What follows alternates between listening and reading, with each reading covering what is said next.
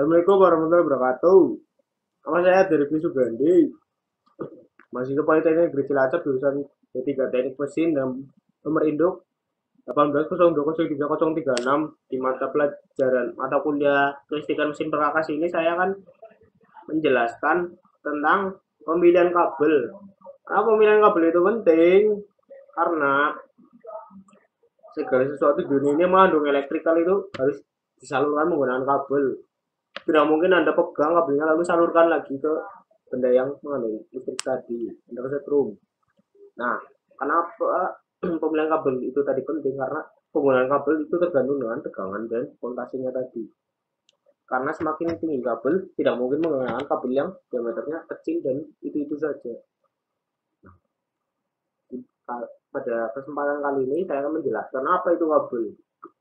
Kabel dalam bahasa Inggris atau disebut kabel merupakan sebuah alat yang digunakan untuk mentransmisikan sinyal dari satu tempat ke tempat lain. Nah, jadi seperti saya jelaskan tadi, untuk menyalurkan kabel, misalkan dari satu tempat ke tempat lain, itu menggunakan kabel, kabel yang menyalur di yang listrik, di sutet, itu menggunakan kabel. Nah, mungkin kabelnya dikirim lewat WA. Nah, jadi harus disalurkan menggunakan media kabel itu tadi itu sendiri. Nah, untuk jenis kabel itu ada tiga. Ada kabel tembaga, kabel koaksi, kabel serat optik.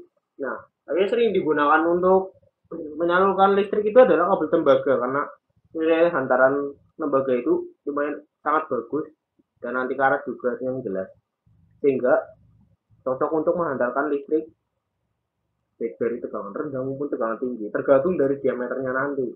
Kemudian ada kabel koaksi dan serat optik. Nah, serat optik ini yang biasa digunakan untuk mungkin wifi, itu biasa menggunakan serat optik.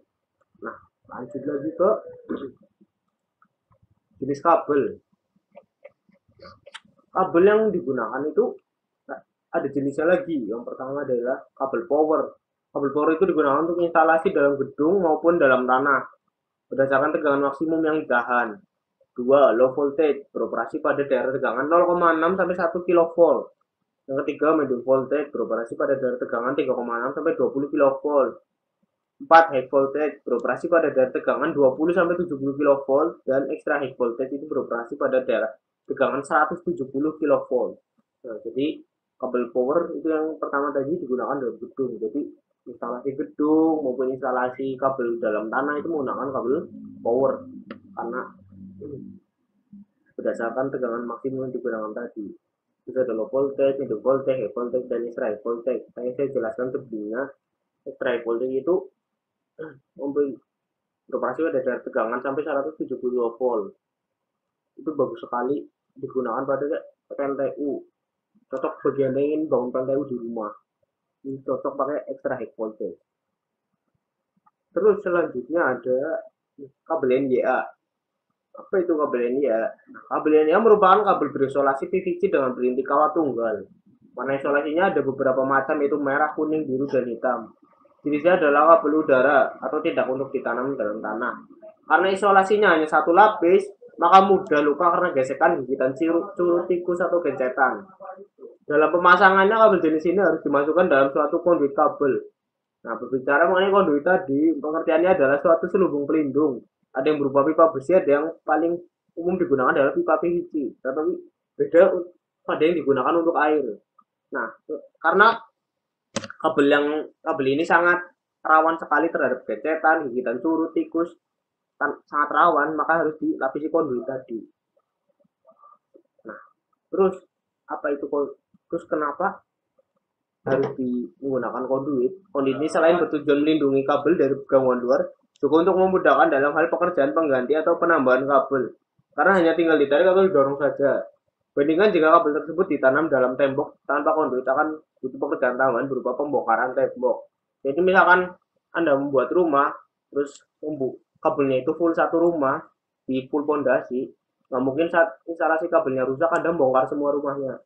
Jadi sangat disarankan menggunakan konduit, jadi bisa memudahkan Anda untuk perawatan dan instalasi tersebut.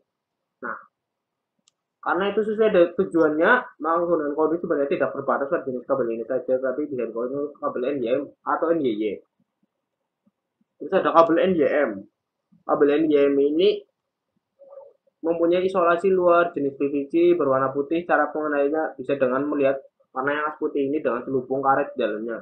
Dan ini kalau tunggal yang jumlahnya antara 2 sampai 4 inci dan masing-masing ini mempunyai isolasi PVC dengan warna berbeda. Kabel ini relatif lebih kuat karena adanya isolasi PVC terselubung karet. Nah, ini biasanya digunakan pada mungkin bengkel las karena las itu menggunakan listrik yang lumayan besar sehingga membutuhkan kabel yang berhenti tunggal atau tidak serabut. Jadi diameternya besar itu bisa bagus untuk proses-proses yang menggunakan tegangan tinggi. Terus ada kabel NYY. Warna khas kabel ini adalah hitam dan isolasi PVC ganda sehingga lebih kuat karena lebih kuat dari tekanan gencatan dan air. Pemasangannya bisa untuk outdoor, termasuk untuk ditanam di dalam tanah, seperti untuk memasang lampu taman atau instalasi bawah tanah lainnya. Tapi jangan berharap kabel ini bakalan berbuah kalau Anda tanam, karena ini kabel. Terus kabel kemampuan hantar kabel. Kabel 731 ini atau KH terus menerus yang diperbolehkan dalam proteksi untuk kabel berinstalasi berhenti tunggal berisolasi PVC pada suhu keliling 30 derajat, suhu penghantar maksimum 70 derajat. Karena selain kabel mengantarkan listrik itu juga mengantarkan panas, juga menghasilkan panas. Panas ini yang harus diperhatikan dalam penggunaan kabel, karena kalau kabelnya diameter kecil dan panasnya terlalu tinggi itu bisa menyebabkan kabel dalam bahasa Inggrisnya itu lonyot. Nah, yang pertama itu ada kabel NYFA dengan diameter 2,5 mm, NYFAC itu sudah 4 mm, NYFAD 6 mm, dan seterusnya sampai NYL 96 mm. Terus kabel KHI terus menerus yang diperbolehkan untuk kabel instalasi berisolasi berselubung PVC dengan fleksibel. Tegangan pengenal itu 300 volt, 400 volt, dan pada suhu keliling 30 derajat dengan suhu pengantar maksimum 70 derajat. Itu ada kabel NYF 16 10 mm, NYFY 16 mm, dan seterusnya kabel fleksibel berinstalasi berisolasi PVC itu 240 mm. Nah, yang terakhir itu ada kabel KA terus menerus untuk kabel tanah berhenti tunggal, berapa antar tunggal tembaga berisolasi dan bersambung PVC dipasang pada sistem AS dengan tegangan maksimum 1,8 kV. Kabel berhenti 2, 3, 4 penghantar tembaga berisolasi dan terselubung PVC yang dipasang pada sistem AB fase 3 dengan tegangan pengenal 1,2 kV pada suhu keliling 30 derajat. Itu ada kabel NYY 10 mm dan seterusnya sampai 120 mm itu di kabel NYHSY. Nah, sekian presentasi dari saya. Kurang lebihnya mohon maaf. Jika ada tambahan atau saran bisa ingin memperbaiki, boleh silakan komen di bawah, tapi komennya saya matiin. Sekian dari saya. Assalamualaikum warahmatullahi wabarakatuh.